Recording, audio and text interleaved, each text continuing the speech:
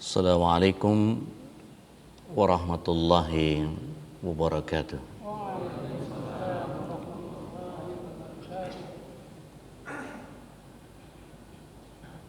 Innal hamdalillah nahmaduhu wa nasta'inuhu wa nastaghfiruh wa na'udzu billahi min syururi anfusina wa min sayyiati a'malina. May yahdihillahu fala mudilla lahu wa may yudlil falan tajida lahu waliyyan mursyida. Asyhadu an la ilaha illallah wahdahu la syarikalah wa asyhadu anna Muhammadan abduhu wa rasuluhu la nabi wa rasul ba'da. Allahumma salli wa sallim wa barik ala nabiyyina Muhammadin wa ala alihi wa sahbihi wa mawala wa la hawla wa la quwata illa billah ma ba'd. Ma'asyiral muslimin wa zumratul mu'minin rahimakumullah. Kebersyukuran adalah sebuah keniscayaan, dan salawat serta salam semoga senantiasa tercurah ke hadirat Rasulullah sallallahu alaihi wasallam, berikut para keluarga, sahabat dan para pecinta risalah beliau hingga akhir zaman. Mudah-mudahan kita yang hadir pada kesempatan pagi hari ini bisa menjadi bagian dari golongan orang-orang yang mendapatkan syafaat beliau kelak di akhirat. Minallah amin. Pada kesempatan yang berbahagia ini izinkan Al-Fakir menyampaikan tentang fadilah Muharram.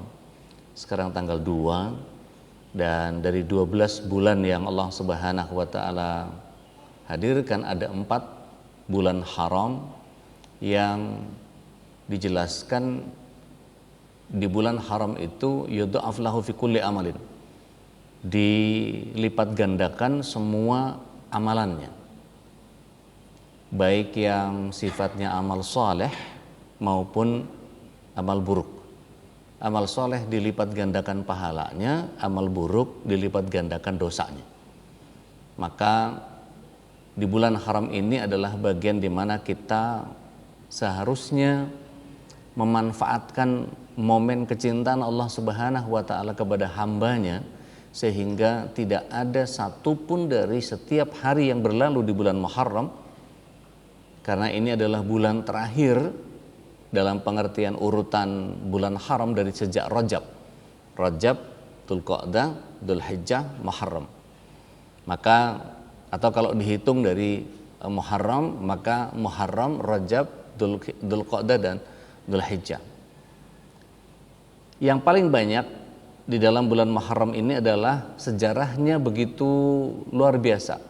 Penciptaan alam, langit, bintang, gunung dan sebagainya itu terjadi di bulan Muharram. Begitu pula merupakan bulan di mana Nabi Adam alaihissalam itu diciptakan dan beliau dimasukkan surga. Syukran jazakumullah khair. Dan taubatnya diterima juga di bulan Muharram. Begitu pula Nabi Idris alaihissalam diangkat ke langit dan oleh Allah Subhanahu wa taala diminta kepada malaikat maut untuk mencabut nyawanya di langit yang keempat. Begitu pula itu terjadi di bulan Muharram adalah Nabi Nuh alaihissalam mendaratkan bahteranya di atas bukit Judi. Begitu juga di Muharram Nabi Ibrahim alaihissalam selamat dari apinya Raja Namrud meskipun dibakar selama 40 hari oleh orang-orang Babilonia dalam keadaan ditelanjangi. Begitu juga Nabi Yunus alaihissalam diselamatkan dari ikan paus biru yang kemudian beliau mengucapkan la ilaha illa anta subhanaka inni kuntu minadz zalimin, itu di bulan Muharram juga. Di bulan Muharram Nabi Yusuf alaihissalam keluar dari sumur pembuangan. Dan begitu juga Nabi Musa alaihissalam menyeberangi Laut Merah bersama kaumnya. Dibuat oleh Allah Subhanahu wa taala 12 jalan bentangan Laut Merah sehingga Nabi Musa alaihissalam selamat dari kejaran Firaun. Ada yang menarik dari rentetan sejarah yang demikian panjang, yang jika kita fahami, ini semua adalah bagian yang kemudian menjadi catatan-catatan mukjizat bagi kita. Nah, maka kemudian Rasulullah SAW nanti pada syariatnya kita biasanya hanya mengenal saum di bulan Muharram hanya tanggal 9 dan 10. 10-nya adalah bagian di mana ketika Rasulullah SAW mengetahui bahwa orang-orang Yahudi mereka memperingati Nabi Musa alaihissalam keluar dari kejaran Firaun, maka kemudian orang Yahudi memperingati dengan berpuasa. Maka ketika itu Rasulullah SAW di akhir riwayat hidupnya, di tahun-tahun terakhir hidup beliau alaihissalatu wassalam, maka beliau meminta kepada para sahabat untuk kemudian kami lebih berhak atas Musa dibanding orang Yahudi. Maka kemudian yang terjadi adalah Rasulullah SAW memerintahkan para sahabat untuk melakukan saum di bulan Muharram, tanggal 10 Muharram. Maka kemudian disampaikan oleh para sahabat, ya Rasulullah, tanggal 10 Muharram itu kan Yahudi yang puasa. Maka Rasulullah SAW menyatakan, jika saja aku masih punya umur di tahun depan, maka kita menyelisihi saum Muharram ini dengan tanggal 9-nya. Maka syariatnya adalah tanggal 9 dan tanggal 10. Beberapa ulama kekinian di dalam berhati-hati di dalam melakukan istidlal, melakukan pendalilan, maka ada sebagian riwayat yang menyatakan tanggal 11-nya adalah bagian penyelamat bagi yang menghendaki kehati-hatian. Maka menurut saya pribadi, kalau kita ingin mendapatkan keistimewaan dari bulan Muharram ini, maka tidak hanya sekedar mengerjakan saum di tanggal 9, 10 atau 11 untuk menyelisihi Yahudi, tapi terlebih mari kita lihat bagaimana para salaf melakukan amal-amal yang kemudian Rasulullah SAW kabarkan bahwa yudha'af lahu fi kulli amalin, dilipat gandakan di semua amalannya. Adalah ibunda Aisyah radhiyallahu anha, adalah Sayyidina Abdullah bin Umar radhiyallahu an, dan banyak lagi nama-nama yang lain yang kita tahu bahwa mereka melakukan saum sunnah tidak hanya di tanggal 9 dan 10-nya saja di setiap bulan Muharram, atau tepatnya di setiap bulan haram. Jadi bulan haram ada 4 seperti yang tadi informasi awal, adalah Rajab, Dzulqa'dah, Dzulhijjah, dan Muharram. Maka kita ini ada di bagian urutan terakhir dari urutan sekian banyak itu. Kalaulah Rajab tahun ini di tahun 1443 yang lalu kita tidak melakukan saum yang banyak atau tidak melakukan amalan yang banyak, mungkin kita bisa kerjakan kemarin di Dzulqa'dah. Atau mungkin kalau mungkin belum pernah mendapatkan informasi tentang keistimewaan bulan haram, kita bisa kerjakan di bulan Dzulhijjahnya. Ada begitu banyak orang motong kambing, motong kurban, bersedekah dan seterusnya. Akan tetapi banyak juga orang yang kemudian meninggalkan Dzulqa'dah yang begitu punya banyak keistimewaan. Tidak banyak orang mengerjakan saum-saum sunnahnya atau membaca tilawah lebih banyak atau bersedekah lebih banyak dan seterusnya. Karena keistimewaan daripada bulan Muharram atau bulan-bulan haram yang 4 tadi itu menjadi berbeda sekali ketika kita nanti masuk bulan Safar setelah ini. Maka duduknya kita seperti ini, bermajelis seperti ini tidak lebih istimewa ketimbang bulan-bulan haram. Tidak sebanyak pahala di bulan haram. Jadi duduknya kita nanti ini di bulan selain bulan haram, maka pahalanya tidak akan sebaik bulan haram. Begitu pula dengan bacaan tilawah kita. Begitu juga dengan salat-salat yang kita kerjakan. Jika saja Rasulullah SAW mengajarkan kepada kita, man salata isnata asr fi yaumil wal laila buniyallahu lahu baitu fil jannah.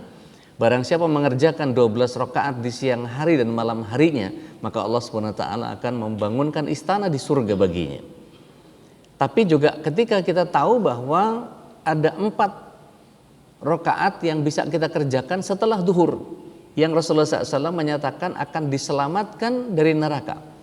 Begitu pula dengan kondisi di mana ketika Rasulullah SAW menyatakan di hadis yang lain, barang siapa mengerjakan 4 rakaat sebelum asar, maka ini juga disebut sebagai bagian yang Allah Subhanahu wa taala akan memberikan rahmat kepada orang yang mau mengerjakan salat 4 rakaat sebelum asar. Dari bagian salat-salat yang sunnah muakkad, kemudian kita tambahkan yang ghairu muakkad, maka di bagian inilah kemudian setiap orang dituntut tidak hanya mengerjakan ritual-ritual yang biasa diketahui.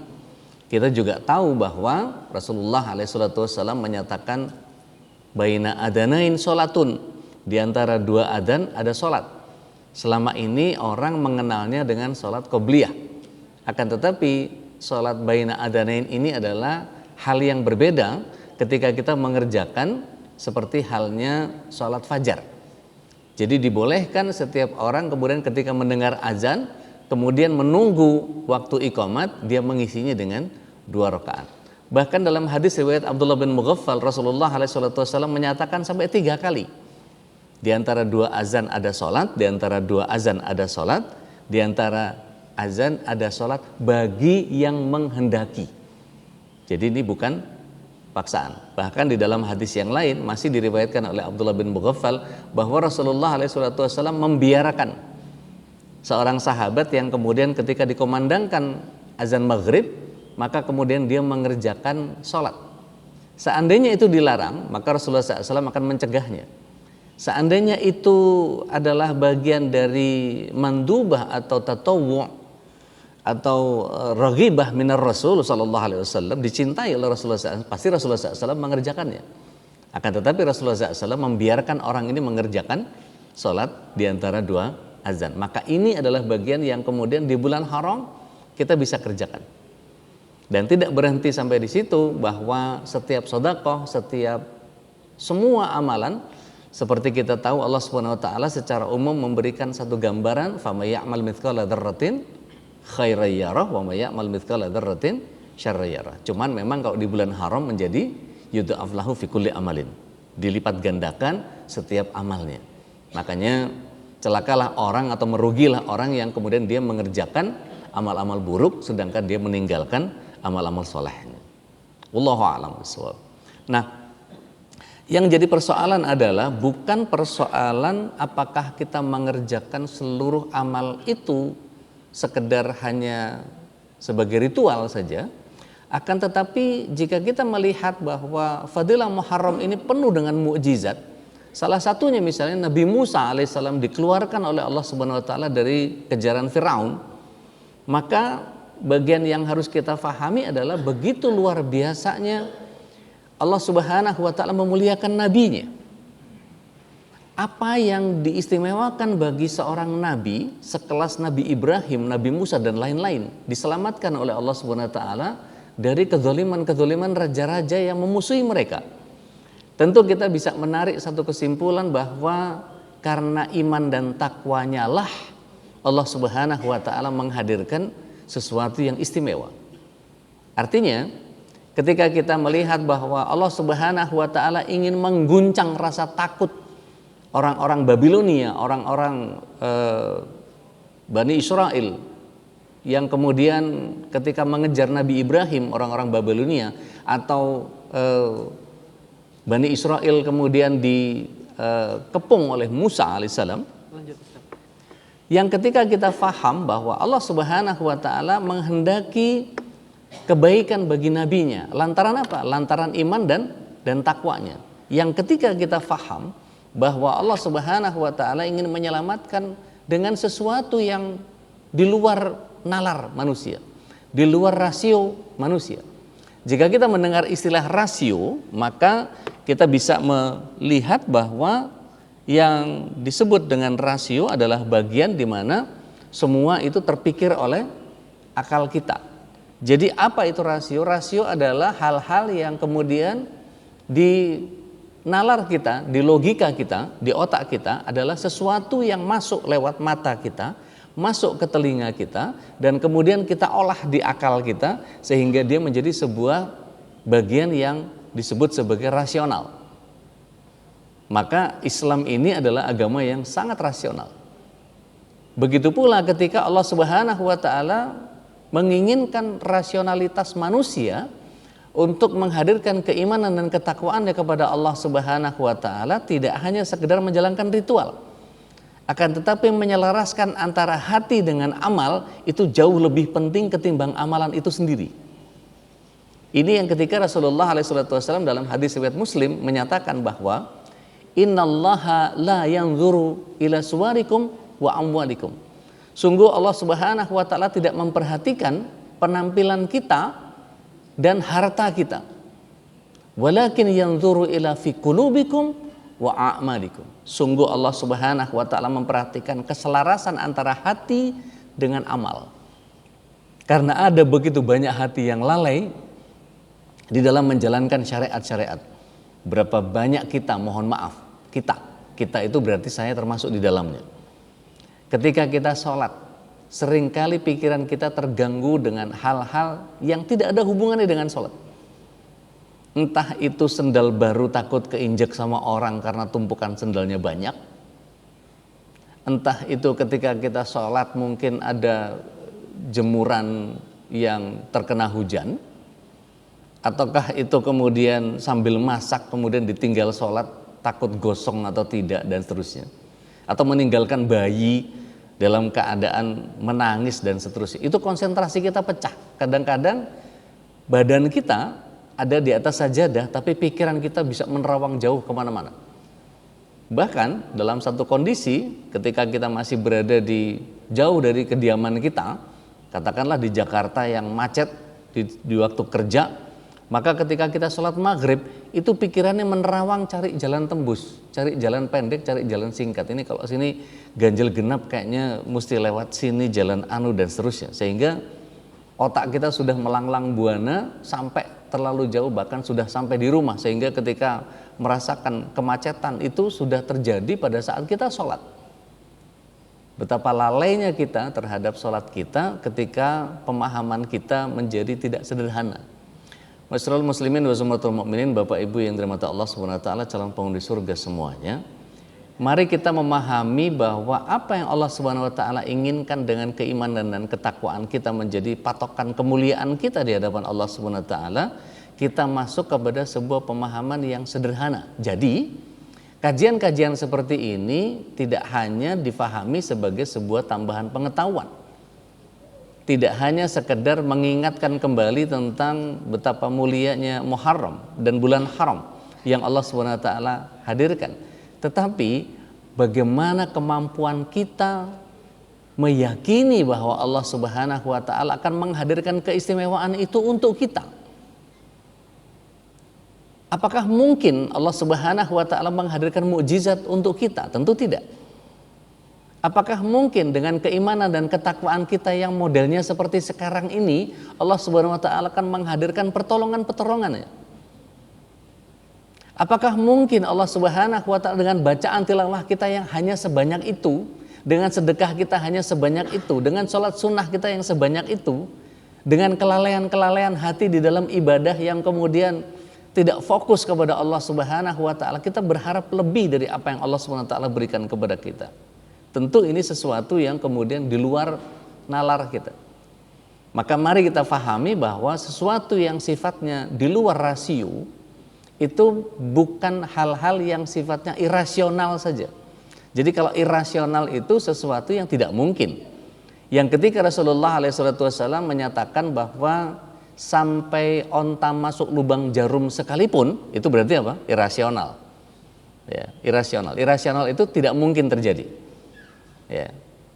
Bahkan ketika ada beberapa ustadz yang menyatakan sampai kiamat sekalipun tidak akan pernah terjadi. Apa itu? Allah Subhanahu wa taala ada dua, misalnya begitu. Jadi Allah cuma satu, maka sembahlah Allah yang satu. Sampai kiamat sekalipun atau setelah kiamat ada hari di mana kita bisa selamat dari itu, maka tidak mungkin Allah Subhanahu wa taala ada dua, misalnya begitu, untuk meyakinkan keyakinan kita. Nah, betapa guncangnya akidah Raja Namrud ketika meminta pertanggungjawaban Ibrahim alaihissalam. Wahai Ibrahim, mengapa engkau merusak berhala kami? Maka Nabi Ibrahim alaihissalam ketika itu menyatakan, jangan tanyakan kepada saya, tanyakan kepada yang paling besar itu. Alat perusaknya masih ada di pundaknya. Maka seketika itu rontok akidahnya Raja Namrud terhadap berhala. Yang mana mungkin patung mendengarkan pertanyaan saya. Lagi pula dia nggak mungkin mengerjakan perusakan itu. Kan dia nggak bisa ngapa-ngapain. Maka pertanyaan itu dibalikkan oleh Nabi Ibrahim. Sudah tahu nggak bisa diajak ngobrol, sudah tahu nggak bisa ngapa-ngapain, kok disembah? Maka ketika itu patah akidahnya Raja Namrud terhadap berhala. Akan tetapi lingkungan yang rusak, kahin-kahin, dukun-dukun, petinggi-petinggi atau patih-patih atau penasehat-penasehat para raja dulu itu adalah kebanyakan dari tukang-tukang sihir, dukun-dukun, yang kemudian mereka memberikan petuah-petuah atau nasihat-nasihat yang buruk. Apa mau Raja Namrud dijadikan seperti gembala sekelas Ibrahim? Apa mau engkau menjadi rakyat jelata dan kemudian mengikuti Ibrahim yang cuma sekedar gembala saja? Apakah mau kamu kemudian menjelma istana dan kerajaan yang fasilitasnya sudah full begini, mau ditinggalkan begitu saja hanya karena mengikuti Tuhannya Ibrahim? Maka ada banyak orang-orang Babilonia yang kalau kita lihat di dalam surah Al-Mumtahanah, surah yang ke-60, ayat yang keempat, ayat yang ke-6, itu Allah Subhanahu wa taala menyebut walladzina ma'ahu, orang-orang yang bersama Ibrahim. Nah, itu sebagian ulama tafsir menjelaskan bahwa orang-orang Babilonia yang akidahnya patah, yang akidahnya hancur kepada berhala, kemudian beriman kepada Robnya Ibrahim. Betapa tidak, mereka melihat betapa yang dibakar Ibrahim dengan api 40 hari tapi tidak juga terbakar. Sedangkan Tuhannya Namrud digetok rontok, digempur hancur. Mana yang lebih hebat? Pasti lebih hebat Tuhannya Ibrahim, bisa menyelamatkan atau mendatangkan api yang ketika itu Allah Subhanahu wa taala memerintahkan kepada api, ya nar, wahai api, kunni bardan wa salaman ala Ibrahim. Jadilah dingin dan selamatkan Ibrahim. Maka itulah Allah Subhanahu wa taala yang ingin menampakkan rontoknya akidah berhala kepada orang-orang Babilonia, yang hal itu kurang lebih sama seperti apa yang Allah Subhanahu wa taala hadirkan untuk orang-orang Bani Israel ketika berhadapan dengan pasukannya Fir'aun di zaman Musa. Ketika Allah Subhanahu wa taala memerintah Musa alaihissalam untuk memukulkan tongkatnya ke air, maka terbelah menjadi 12 jalan. Maka kemudian dengan kering tanah pasir atau dasar laut itu kemudian menjadi mudah bagi Musa alaihissalam untuk meninggalkan itu. Bagaimana mungkin orang bisa membelah laut? Tentu ini bagian yang kemudian kita sebut sebagai bukan yang irasional. Itu terjadi dalam sejarah jelas. Tetapi ini masuk di dalam sesuatu yang tidak rasio, maka disebutnya sebagai sesuatu yang di luar rasio. Di luar rasio itu bukan berarti tidak ada. Mohon izin, Al-Fakir ingin menjelaskan tentang betapa sesuatu yang ada di luar nalar kita itu bukan berarti tidak ada. Contoh, kita punya kemampuan melihat dengan spektrum warna Magicu Hibiniu. Maka kemampuan penglihatan kita hanya pada visual light, cahaya yang tampak. Tapi kan ada cahaya yang tidak tampak. Ketika Magicu Hibiniu di bawah Me itu ada inframerah yang kita tidak bisa melihatnya. Begitu juga di atas ungu ada ultra ungu yang kemudian kita juga tidak bisa melihatnya. Di bawah ini ada sinar kosmik, di sini ada sinar X dan seterusnya yang kita juga tidak bisa melakukan penginderaan terhadap di luar Me atau di luar U. Yang kita dilihat oleh Allah Subhanahu wa taala, Allah Subhanahu wa taala memberikan penglihatan kepada kita hanya terbatas kepada visual light yang tampak. Begitu dimatikan langsung tidak tampak.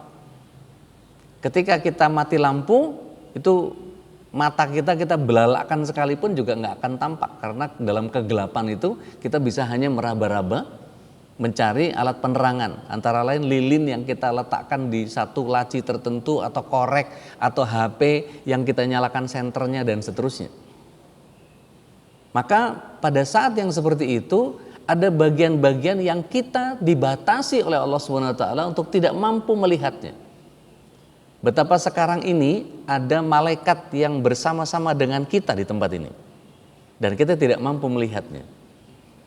Bukankah saat ini ada jin-jin muslim yang ikut pengajian kita ini yang kemudian tidak tampak oleh kita, maka penglihatan kita hanya dibatasi. Bayangkan kalau kemudian siaran-siaran TV yang sekarang ini berkeliaran di udara ini secara bebas, kemudian mata kita bisa melihat itu secara bersamaan. Betapa sibuknya kita. Dan kita dibatasi oleh itu. Bayangkan kalau misalnya ada yang punya kemampuan seperti Superman bisa melihat apa yang ada di balik tembok dan apa segala macam, itu kan khayalan. Itu kan cuma buatan-buatan manusia yang kemudian tidak mungkin terjadi, itu irasional. Maka ketika kita mampu melihat sesuatu yang terjadi di balik tembok, itu sesuatu yang muskil buat kita. Akan tetapi ketika Allah Subhanahu wa taala ingin memberikan satu penampakan-penampakan kepada kita pada saat kita bermimpi misalnya, itu juga hal-hal yang sifatnya di luar rasio kita. Berbeda dengan orang yang kesurupan jin. Dia bisa melihat sejenis jin yang lain di luar. Karena apa? Di dalam surat 17 ayat 27 Allah SWT sudah jelas menyatakan bahwa setan itu bisa melihat kita dari arah yang kita tidak bisa melihat mereka. Jadi kalau ada orang yang kemudian dia bisa menyatakan melihat hal-hal yang gaib, yang pertama dia bohong, yang kedua di dalam dirinya ada jin yang bisa melihat sesama jin di antara mereka. Berarti harus diruqyah. Maka tidak ada keistimewaan yang disebut dengan indigo, indera keenam, sixth sense, apalah, doyolinueh, apalah, bla bla bla, segala macam yang kemudian membuat kita menjadi patah akidah kita. Karena Allah SWT sudah menyatakan bahwa setan tidak bisa dilihat dari arah yang kita tidak bisa melihat mereka. Seperti sebagaimana Allah SWT sampaikan di dalam surat 17 ayat 27. Begitu pula ketika kita tahu bahwa pendengaran kita sangat terbatas. Pendengaran kita sangat terbatas. Dalam penelitian dikatakan bahwa kemampuan mendengar manusia itu hanya sebatas 20 Hz sampai 20 kHz. 20 sampai 20 ribu. Rentang itu kemudian kita bisa dengar. Itu pun dengan intensitas yang resonansinya tidak terlalu jauh dari kita.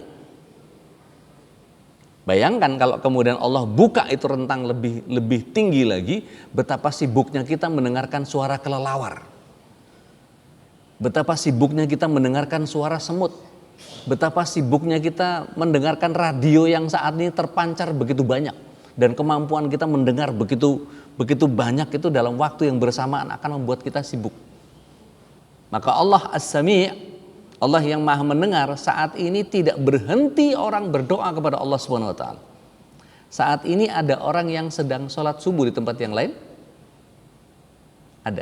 Ada orang yang sholat subuh, ada orang yang sholat duhur di belahan bumi yang lain, ada orang yang sedang sholat asar di belahan bumi yang lain, ada orang yang sedang sholat maghrib, ada orang yang sedang sholat isya.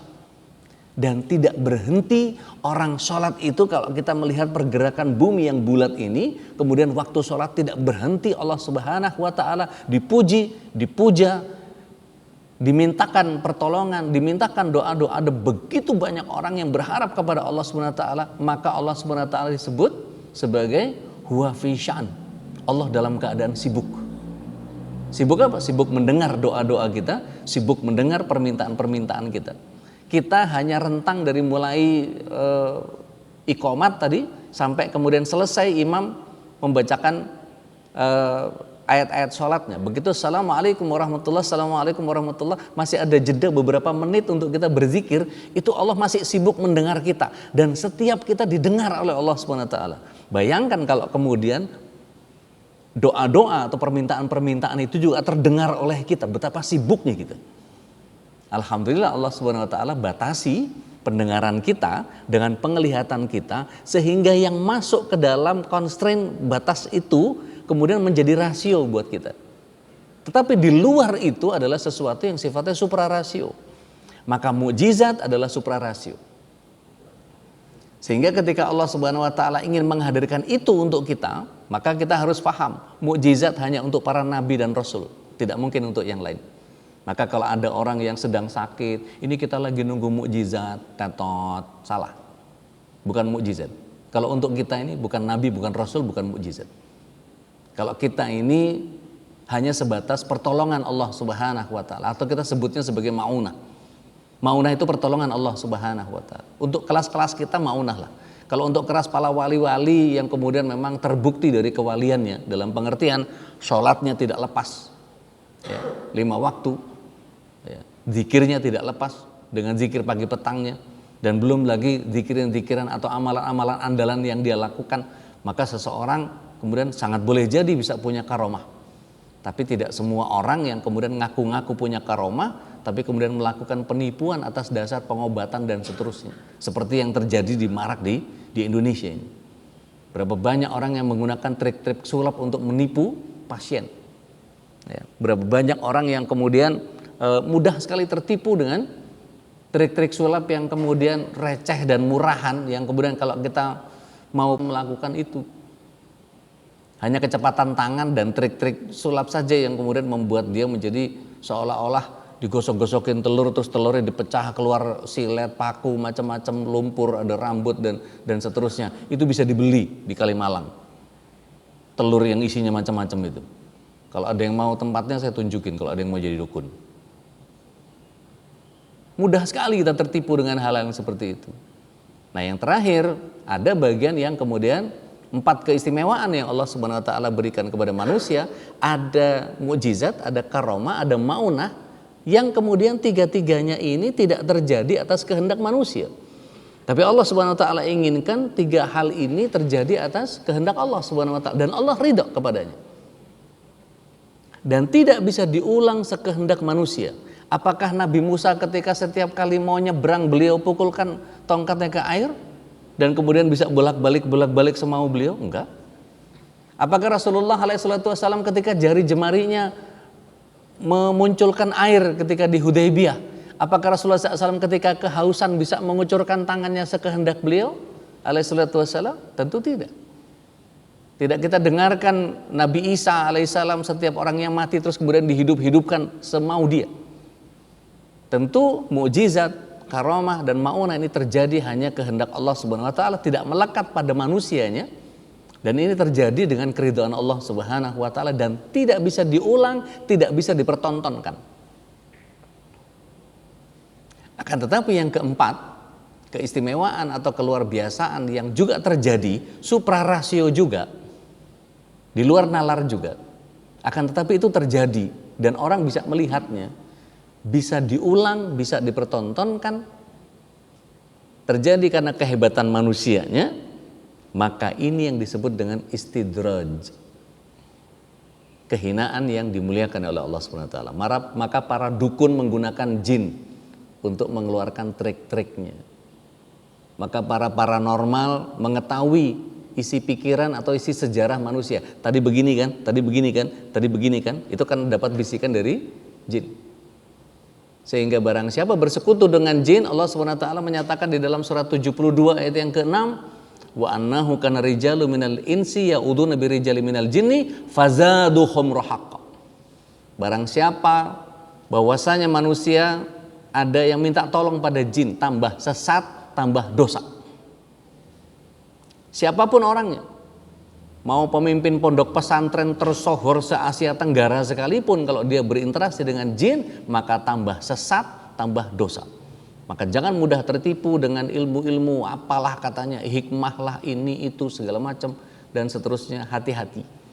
Akidah kita hanya Allah Subhanahu wa taala memberikan sesuatu yang suprarasio kepada bagian yang suprarasio. Betapa kita ingat betapa Fir'aun yang kemudian ketika mengikuti jalannya Nabi Musa, padahal Fir'aun tidak punya keimanan dan ketakwaan, tidak punya suprarasio. Dia ingin menikmati fasilitas suprarasio yang Allah SWT hadirkan dengan belahan laut. Allah SWT menampakkan bahwa fasilitas suprarasio hanya boleh dinikmati orang yang punya suprarasio. Maka ketika Musa selamat, maka orang-orang yang tidak beriman kepada Allah Subhanahu wa taala tidak berhak mendapatkan keistimewaan selamat dari air. Maka air itu menghempas mereka seketika, Nabi Musa dan 300 Bani Israel, yang kemudian Allah Subhanahu wa taala selamatkan, dan habislah pasukan Firaun ketika itu. Maka orang-orang Bani Israel, karena tipisnya keimanan mereka, bahkan mereka melihat orang di seberang sana membuat berhala-berhala. Maka apa kata orang-orang Bani Israel kepada Musa? Ya Musa, mari kita buat berhala agar kita bisa berterima kasih kepada Tuhanmu. Padahal jelas-jelas Nabi Musa alaihissalam ketika kejaran Fir'aun itu sudah mulai tampak berserobok pandang mereka pada kejaran-kejaran awal, maka orang-orang Bani Israel ini mengeluh kepada Musa. Secara rasio, orang yang lari dari kejaran itu mestinya ke gunung atau ke laut? Kalau lari bersembunyi, ke gunung, bukan ke laut, nyari konyol. Tapi Allah Subhanahu wa taala ingin menghadirkan suprarasionya. Allah Subhanahu wa taala ingin menunjukkan hasilnya orang yang beriman dan bertakwa maka mendapatkan mukjizat. Maka Allah Subhanahu wa taala menampakkan bahwa ketika itu ketakutan Bani Israel yang tidak punya keyakinan kepada Rabb-nya, maka mereka dengan ketakutan, ya Musa, innal lamudrakun, habis kita ini. Karena Firaun di belakang kita akan menghabisi kita. Apa kata Nabi Musa alaihissalam dengan keyakinan penuh kepada Allah Subhanahu wa taala memiliki suprarasio untuk orang-orang yang punya suprarasio, menghadirkan mukjizat untuk orang yang beriman dan bertakwa sepenuhnya kepada Allah Subhanahu wa taala. Jelas dia menyatakan kalla, enggak mungkin kita dihabisi oleh Firaun. Innama iya Rabbi sayahadin, sesungguhnya aku bersama dengan Robku. Seandainya literasinya menyatakan innama iya Rabbana, maka sebetulnya orang-orang Bani Israel meyakini adanya Robnya Musa. Akan tetapi Nabi Musa menggunakan kata-kata yang firman Allahnya hanya mengatakan mufrad, hanya sendiri. Robbi itu egois, jadi itu Tuhan saya. Kalau kita berdoa, Tuhan kami, Rabbana. Makanya kalau berdoa jangan Robbi firli wali walidayya warhamhuma kama rabbayani shaghira. Gedein, lebarin supaya ketika kita mendoakan orang lain kita sudah termasuk di dalamnya. Rabbana firlana dzunubana wali walidayna warhamhuma kama rabbauna shighara. Bentuk jamaknya yang diambil. Maka pada saat kondisi seperti ini, mari kita kumpulkan suprarasio yang bisa kita kerjakan di bulan haram ini. Entah itu tilawahnya, entah itu sholat sunnahnya, entah rawatibnya, entah ghairu muakkadahnya, atau apapun yang kemudian membuat amalan andalan kita sehingga kita betul-betul memanfaatkan Muharram ini menjadi bagian yang luar biasa untuk kita. Tidak seperti biasa-biasanya. Mohon maaf, kalau cuman sekedar pawai obor gitu ya, selesai di keriaannya saja. Kalau kemudian orang mengadakan peringatan Happy Islamic New Year apalah segala macam, saling tukar quote, saling tukar semangat, mudah-mudahan kita di tahun yang baru ini menjadi bla bla bla apalah segala macam dan seterusnya, tanpa keyakinan tentang suprarasio yang Allah Subhanahu wa taala akan hadirkan hanya untuk orang yang punya suprarasio, tidak mungkin itu bisa terjadi. Karena Allah Subhanahu wa taala hanya memberikan pahala kepada orang yang mengerjakannya saja. Contoh sederhananya begini. Ketika Allah Subhanahu wa taala punya pengali amal yang sangat banyak. Contoh di surat yang ke-6 ayat yang ke-160, Allah Subhanahu wa taala melipat gandakan setiap amalan menjadi 10 kali lipat. Di dalam surat yang kedua, surah Al-Baqarah ayat yang ke-261, Allah Subhanahu wa taala menyediakan potensi amal yang akan dikalikan 700 kali lipat. Dan masih banyak ayat-ayat yang lain menyatakan bahwa barang siapa mengerjakan ini itu apa segala macam, Allah Subhanahu wa taala sediakan pahalanya. Entah surga, entah ampunan atau apapun. Maka secara hitungan sederhana, Jika pengalinya sudah ada dari Allah Subhanahu wa taala di surat 6 ayat 160 itu 10 kali lipat. Jika Allah Subhanahu wa taala sudah punya pengalinya 700 kali lipat di surat 2 ayat 261, kira-kira butuh pembilang berapa untuk bisa mendapatkan pahala dari Allah Subhanahu wa taala? Minimal 1. 1 kali 10, 10. Kalau nggak ada amal kita sama sekali, 0. 0 kali 10 dapat apa gitu? Maka Muharram ini lewat begitu saja tanpa kita kerjakan amaliyah yang kita yakini di dalamnya. Bagaimana Allah Subhanahu wa taala mau menyediakan yudha'af lahu fi kulli amalin? Bagaimana Allah Subhanahu wa taala mendesain bahwa bulan Muharram ini mestinya kita berduyun-duyun, berbondong-bondong mengerjakan begitu banyak amal yang kita bisa kerjakan. Tapi kemudian kita 0 mengerjakan amalan-amalan itu. Meskipun sudah digembar-gemborkan, kita bisa lakukan ini, itu, apalah segala macam. Tapi pengajian-pengajian seperti ini hanya lalu lalang, masuk kuping kiri, bahkan keluar kuping kiri. Masuk kuping kanan pun enggak. Yang kemudian kita akan menjalankan hari-hari ya seperti biasa. Masyaallah muslimin wa sunnatul mu'minin rahimakumullah, calon penghuni surga semuanya. Kalaulah amalan kita hanya 1 saja, sekedar baina adanain atau sekedar sholat mutlak deh, atau sholat duhanya kita tambahin deh, barang 2 rakaat saja. Insya Allah kalau Allah Subhanahu wa taala kalikan itu dengan 700, maka kita akan mendapatkan 700 kali sholat duha dengan keberkahannya. Kalau kita beristighfar lebih banyak daripada hari-hari biasa, daripada bulan-bulan yang selain bulan haram, maka Allah Subhanahu wa taala akan lipat gandakan istighfar kita itu.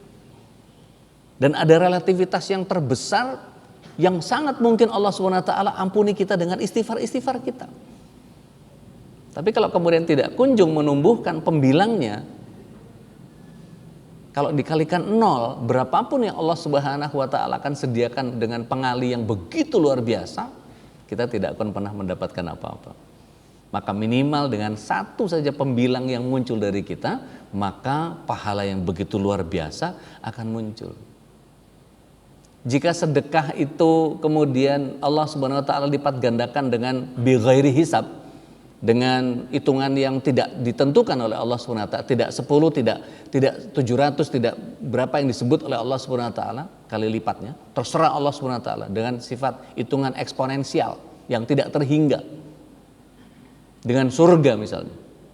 Barang siapa mengerjakan ini maka disediakan surga. Barang siapa mengerjakan 12 rakaat di siang malam, maka dia akan mendapatkan surga. Kalau dia tidak mengerjakan yang 12 rakaat, akan dapat surga? Nggak mungkin. Jadi jangan pernah bermimpi jadi orang surga kalau kita tidak menjalankan amalan-amalan surga. Maka hilangkan sifat dengki, sifat iri, kebencian dan seterusnya. Bukan hanya khusus di bulan Muharram ini saja, tapi di semua bagian yang kemudian membuat kita menjadi mulia di mata Allah Subhanahu wa taala. Masyaallah muslimin wa sunnatul mu'minin rahimakumullah. Sejarah tahun Hijriah ini dari Abu Musa al-Asy'ari radhiyallahu anhu yang saat itu menjabat sebagai gubernur untuk daerah Basrah. Maka kemudian beliau menulis surat kepada Umar bin Khattab radhiyallahu anhu. Telah datang kepada kami beberapa surat dari Amirul Mukminin, sementara kami tidak tahu kapan harus menindaklanjutinya. Kami telah mempelajari 1 surat yang ditulis di bulan Sya'ban, tapi kami tidak tahu surat itu Sya'ban tahun ini atau tahun kemarin. Sehingga kemudian secara tarikh tidak bisa dipertanggungjawabkan atau tidak bisa dilakukan administratif secara tertib. Maka kemudian Umar mengumpulkan para sahabat radhiyallahu anhu. Beliau berkata kepada mereka, kita harus terapkan tahun untuk masyarakat yang mereka bisa jadikan sebagai acuan. Maka kemudian muncullah 1 Muharram ini sebagai awal tahun baru. Karena Allah SWT sudah menetapkan seperti itu. Maka acuan tahun Hijriah ini memang hitungannya berdasarkan bagian-bagian yang kemudian Umar bin Khattab radhiyallahu anhu mengumpulkan kaum Muhajirin dan Ansar radhiyallahu anhum. Beliau bertanya, mulai kapan kita menulis tahun? Ali bin Abi Thalib karamallahu wajahu kemudian mengusulkan kita tetapkan saja sejak Rasulullah alaihi salatu wasallam hijrah meninggalkan negeri syirik. Maka maksud Ali adalah ketika Rasulullah SAW hijrah ke Madinah, kemudian Umar menetapkan tahun peristiwanya hijrah itu sebagai tahun pertama Al-Mustadrak 4287 dalam hadisnya, dan disahihkan oleh Imam Ad-Dahabi. Dan itu terjadi pergeseran antara tanggalan Masehi dengan Hijriahnya selama momennya tepat, dan ini tidak terjadi masalah.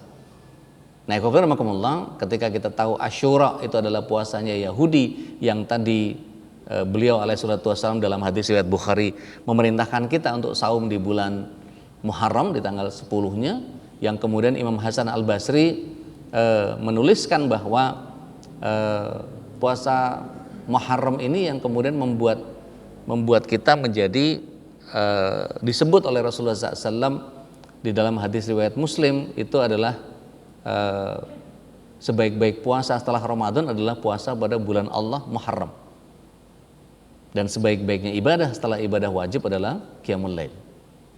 Nah, maka bagian yang seperti ini yang kemudian setiap kita harus mampu memaknai bahwa Allah membuka awal tahun ini dengan bulan Muharram, sekarang sudah 1444, dan menjadikan akhir tahun dengan bulan Dzulhijjah, dengan bulan haji. Tentu kebaikan begitu banyak di dalamnya, ada begitu banyak takbir, ada begitu banyak amal-amal soleh. Tidak ada bulan dalam setahun setelah bulan Ramadan yang lebih mulia di sisi Allah daripada bulan Muharram.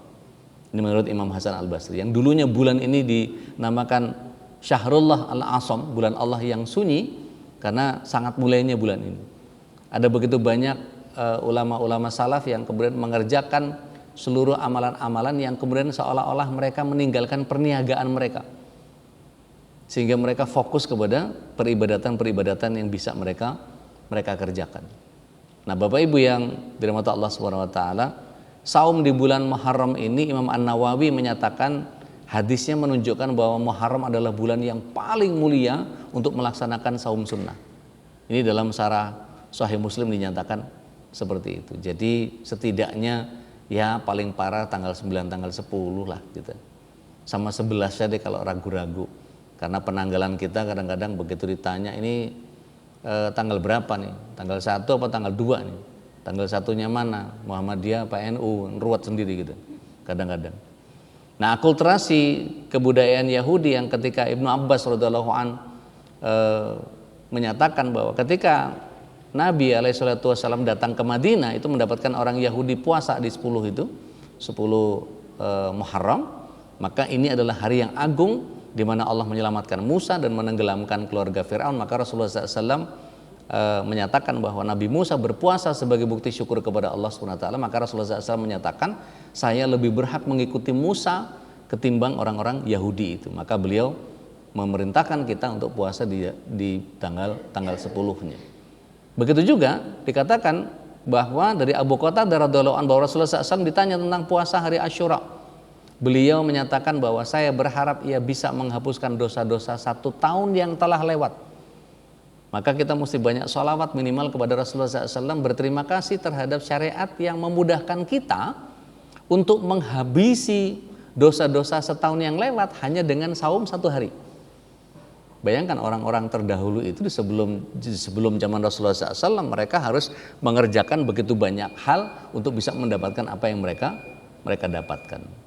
Maka mudah-mudahan kita menjadi orang yang senantiasa mengedepankan kecintaan kita kepada apa yang Allah Subhanahu wa taala dan Rasulnya Shallallahu alaihi wasallam hadirkan, di mana ketika Rasulullah SAW tidak sempat mengerjakan saum tasu'anya karena beliau sudah wafat. Karena indikasi beliau menyatakan seandainya aku tahun depan masih ada, maka kita akan berpuasa di hari yang ke-9. Dan ini adalah dalil yang sifatnya qauliyah meskipun Rasulullah SAW tidak mengerjakannya karena beliau wafat di tahun yang berikutnya.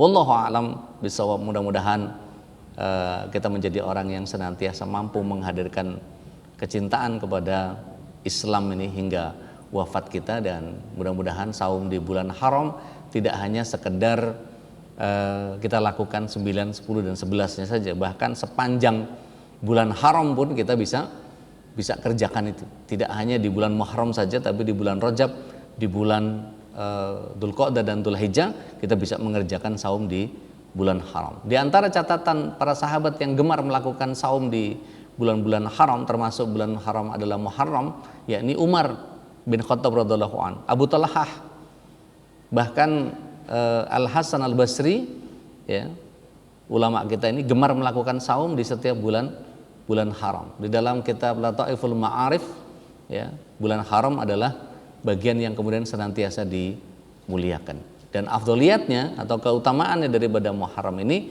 bagian yang kemudian dari Abu Qatadah Al-Ansari dinyatakan bahwa puasa Arafah akan menghapus dosa setahun yang lalu dan setahun yang akan datang, dan beliau ketika ditanya tentang puasa Asyura ini menghapuskan dosa setahun yang lalu. Begitu sederhana kita menghapus dosa kita hanya dengan berpuasa satu hari saja, Masya Allah. Wallahu alam. Hadanallahu wa iyyakum ajma'in. Aqulu qouli hadza astaghfirullah li wa lakum billahi bisabil haq. Akhirat da'wana anil hamdulillahi rabbil alamin.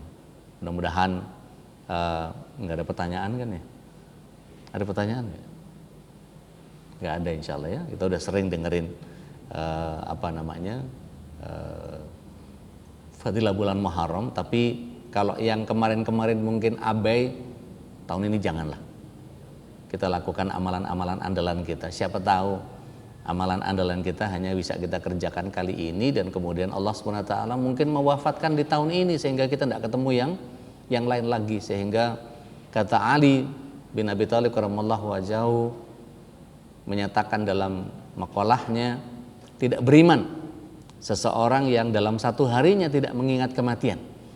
Maka kalau Allah hari ini kita mati, minimal sholat isyraq atau sholat syuruk yang kita kerjakan setelah ini jadi amal kita di bulan Muharram insyaallah. Hadanallahu wa iyyakum ajma'in. Aqulu qouli hadza astaghfirullah li wa lakum billahi bisabil haq. Akhirat da'wana anil hamdulillahi rabbil alamin. Kita tutup dengan kafarat majelis. Subhanaka Allahumma wa bihamdik, asyhadu an la ilaha illa anta astaghfiruka wa atubu ilaik. Assalamualaikum warahmatullahi wabarakatuh.